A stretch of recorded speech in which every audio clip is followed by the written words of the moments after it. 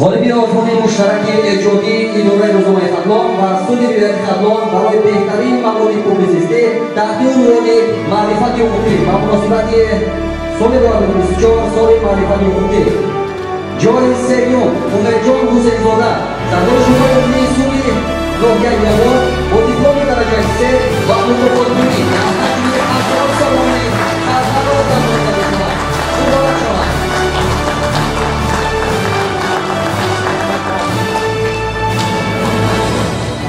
بهادر نظر فرمان سودی ملت خطلان با دیپلم درجه 3 و مکافات‌گیری در حجم 70 سالانه از هوا درآمد شود.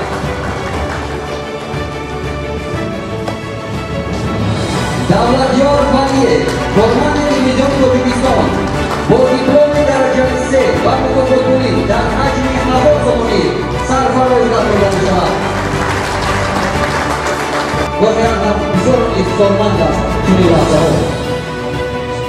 جای دوم شهروندی وزارت‌خانه آموزگار بسیار دولتی رقم یک کشور باختن با دیپلم درجه 2 و مکافات‌گیری در حجم 2000 سالانه قدردانی کرده می‌شود.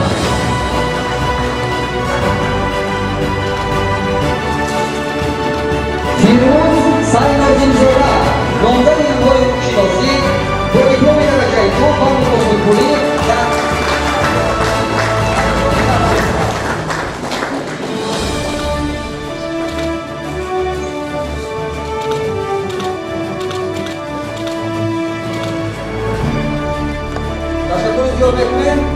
و لحظه در انتظار قرار هستیم. شهرزاد نصرت‌آوا اسیستانت اکادمی اداره‌خانه دولتی نزد پرزیدنت تاجیکستان با دیپلم درجه 1 و مکافات‌گیری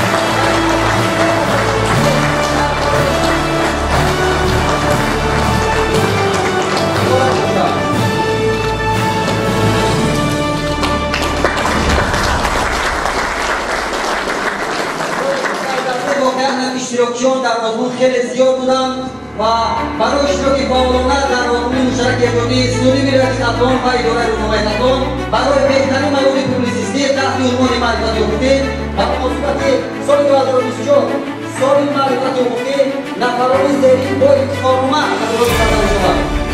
سمندر رجب‌علیزاده آموزگار دانشگاه دولتی باختر برنامه ناصر نصرت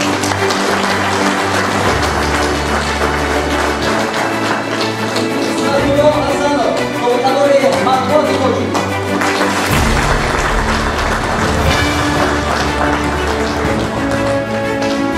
Firuza Hussein Zoda, Sugay Sudi Shari Bogda.